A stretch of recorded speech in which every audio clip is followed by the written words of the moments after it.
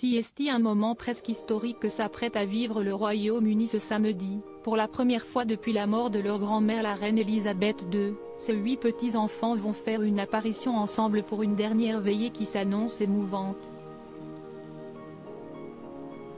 Surtout que les princes Harry et William y seront encore une fois côte à côte, mettant de côté leurs disputes.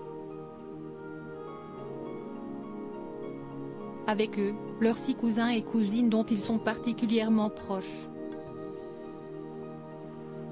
Et en premier lieu les 2 enfants de la princesse Anne, Peter Phillips, qui avait également participé à la procession mercredi, et sa sœur, Zara Tindall, qui avait fondu en larmes devant l'hommage des habitants de Balmoral à sa grand-mère.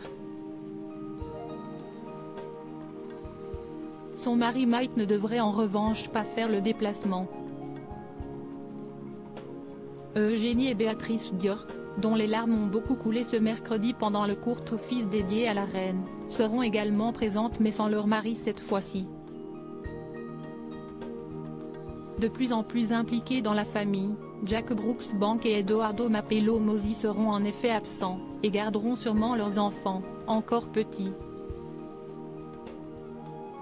Enfin, on devrait y retrouver la jeune Lady Louise, 18 ans, la fille du prince Edward et de sa femme Sophie de Wessex, ainsi que leur fils James, seulement âgé de 14 ans.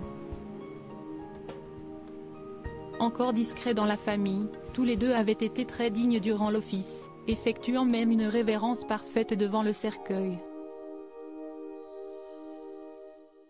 La jeune Louise s'était également faite remarquer au milieu de ses cousines à Balmoral. Très émue, elle avait été réconfortée par sa mère et par Eugénie.